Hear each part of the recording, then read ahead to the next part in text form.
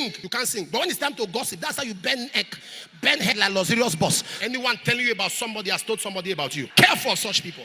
Somebody say prayer. To be much for God, you must be much with God.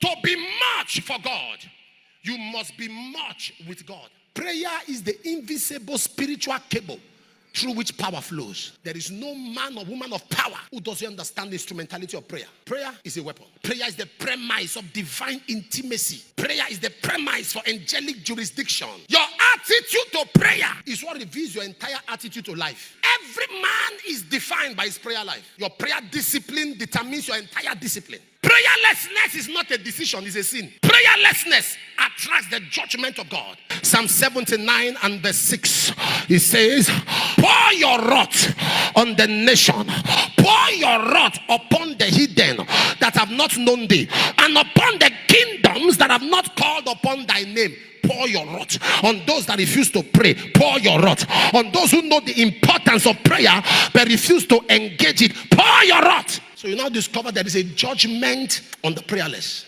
Anytime you choose not to fast, not to pray, there's a wrath attracted. When you understand that approach, you now know that refusal to pray is not just on the platform of I'm tired, I'm weak, but the same mouth can gossip. The same mouth can say matters that have no consequence to you. And I've said this over time. If you're a leader or a pastor, the worst thing that can happen to you is to put a gossip as a leader. When we gather like this, there are angels there. When you start discussing people, the angels withdraw.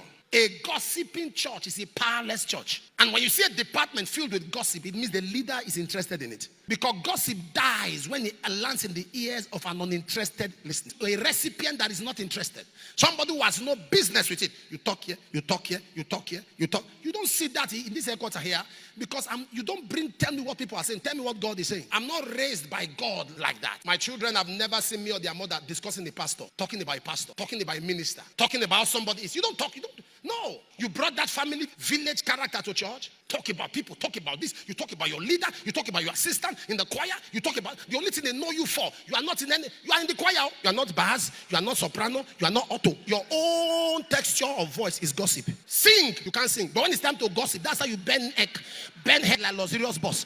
Gossip. Bible says 16 is the Lord. 7 is an abomination. He that soweth discord among brethren. Anyone telling you about somebody has told somebody about you. Careful of such people. And that they sit down comfortably in church, you are telling me to be careful of somebody and you are smiling with the person. You are laughing with the person. People came to church. You know everything about them. Everything. You are not a prophet. You are not in the prophetical. You know everything about them. All their story. And you that know their story, your own story. When we gather, is to pray.